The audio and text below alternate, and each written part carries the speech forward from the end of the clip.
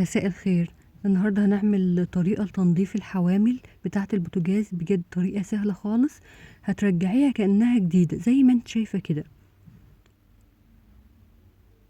بصوا، انا حابة بس اوريكم الحوامل وهي متسخة ازاي، الدهون شايفين فيها ازاي، لونها اسود ومحروقة ازاي، علشان بس ايه تعرفوا تشوفوا الفرق. بصوا كمان انا عايزه اقولك تابعي الفيديو للاخر، لان في طريقة تحفة لتنظيف الكوش بتاعة البوتاجاز. تابعي بس الفيديو للاخر لانه بجد هيفيدك.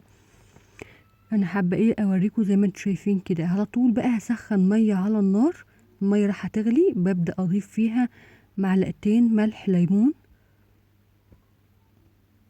وهبدا اضيف عليهم معلقتين مسحوق غسيل، اي مسحوق غسيل عندك. في واحده هتقولي ما عنديش ملح ليمون، هقولك استخدمي 4 ليمونات، اعصريهم وبقشرهم وتحطيهم برضو في الحله. هبدا كده ايه، هي خلاص بتغلي الميه، هبدا اضيفها على طول على الحوامل. الطبق ده طبعا هيحتاج ميه كتير قوي، فانا هنقل كده الحوامل واحطها في صينيه بالخلطه بتاعت هي الخلطه بسيطه خالص، اللي هي ملح الليمون ومسحوق الغسيل. لازما الحوامل تتغطى ايه بالميه كده. بصوا، تغطيها هتلاقي الدهون كلها كده بتسيب. وكمان هنعمل خطوه بسيطه علشان ايه نكر كل الدهون من الحوامل. هننقع الحوامل، انا عملت بالليل الطريقه دي، سبتهم للصبح. بصوا، بالليل كده بعد ما خلصت الاكل والعشاء خالص، عشان ايه ما استخدمش الحوامل، عملتها بالليل. شايفين كده؟ بصوا، الدهون بقت زي قطعة البلاستيك كده، شايفين بتتشال بكل سهولة. فرشة اسنان عندك قديمة ما عندكيش، انا استخدمت السكينة. بصوا، انا بس عايزة اقول لكم، بصوا ان الدهون فارت خالص. اول ما بتمشي بس السكينة كده هتلاقي الدهون اتشالت كلها. وطبعا دي بصوا الحامل بيرجع جديد لنج، يعني بصوا بمشي بكل سهولة. وزي ما قلتلك، او فرشة اسنان او بالسكينة زي ما انا بعمل كده. بصوا، كل طبعا ايه الدهون كده فارت خالص من النقع. طبعا فترة النقع حلوة قوي. بصوا حتى في قلبها برضو بالسكينة بمنتهى السهولة بيتشال. طبعا كل الحوامل هعملها بنفس النظام، لازم تكون كلها متغطية بالمية ومنقوعة كويس، وبكل سهولة. بصوا الدهون بتتشال كده زي ما انت شايفة كده. بصوا طبعا المية كلها هتتسخ من الدهون، شايفين قد ايه الدهون نزلت؟ شايفين بقت الحامل عاملة ازاي؟ ولسه كمان هعمل له حاجة كمان عشان يرجع ايه بلمعته. بصوا انا كده كل الكمية هعملها بنفس النظام، كل الحوامل يعني هعملهم بنفس النظام. بعمل ايه دلوقتي؟ بجيب الصابونة وسلك، الصابون البلدي، او لو ما عندكيش هتستخدمي البريل.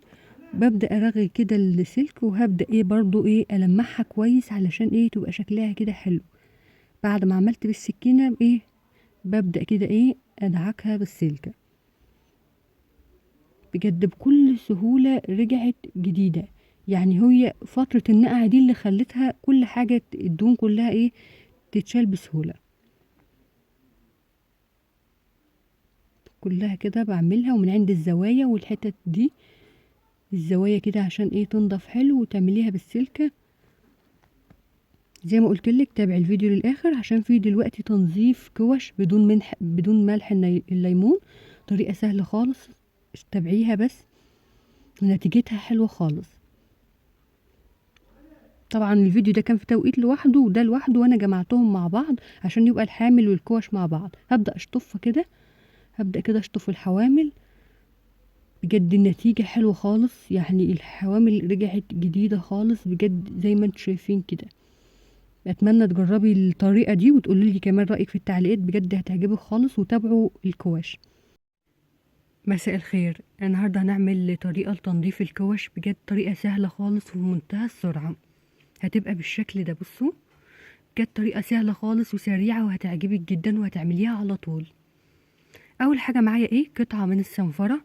الصنفرة دي بجد اللي هتعمل لك ابهار، يعني هتغير لك شكل الكوشة نهائي. بجد هتشيل، بصوا بتشيل ايه، اي دهون واي يعني حرق. بصوا زي ما انت شايفه كده، بمجرد بس ما تمشي كده الصنفره عليها، تدعكيها كده بالصنفره. بصوا بجد الطريقه دي حلوه قوي.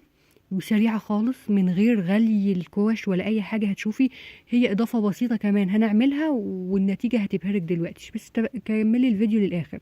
هو فيديو قصير بس كمليه للآخر عشان تشوفي ايه ازاي تخلي كده الكوش بتاعتك كلها جديدة زي ما هتشوفي دلوقتي.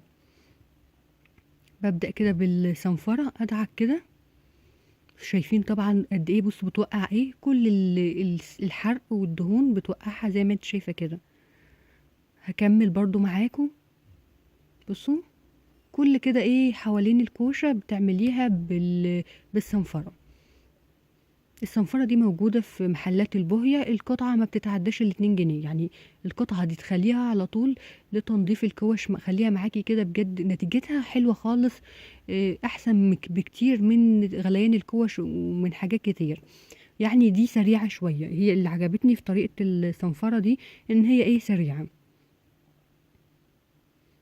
بصوا وبتشيل اي كمان اي حرق معاكي بتشيله.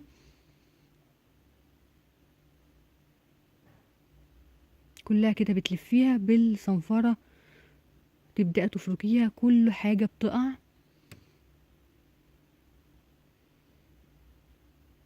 دي كده خلاص، بصوا خلاص معايا كده نطفت.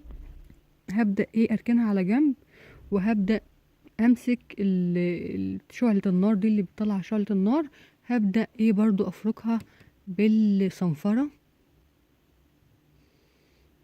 بجد الطريقة دي بسيطة خالص وسهلة خالص، يعني مش بتاخد منك مجهود، مجرد اول بس ما تخليهم يحتكوا ببعض. ايه بقى اللي هتدي اللمعان؟ هبدأ اجيب الصابون البلدي ده وسلكة مواعين وابدأ ارغيه كده، وهبدأ ايه عشان بقى اخليها تلمع اكتر، وابدأ ادعكها كده. دعك طبعا مش بياخد مني مجهود، لان انا بالصنفرة وقعت كل الحرق وكل الشوائب، فيا دوبك ايه دعك كده خفيف علشان تدي لمعة كده. بدعكها بجد كده، انا مجهود مفيش خالص يعني. بصوا 5 دقايق وبتنضفي كوشة البوتاجاز لوحدها، يعني 5 دقايق وبتطلع لك بجد نتيجة حلوة خالص، من غير بقى انك تغلي مية وملح ليمون، من غير الحاجات دي خالص. هي بس ايه الحاجة الرئيسية اللي معايا هنا قطعة الصنفرة. وهبدأ برضو ادعك كده الكوشة بالسلكة.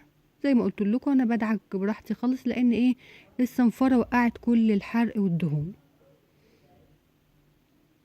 بلفها كده علشان اديها لمعة كده، ان الكوشة تظهر معايا ان هي تبقى ايه جديدة كده معايا.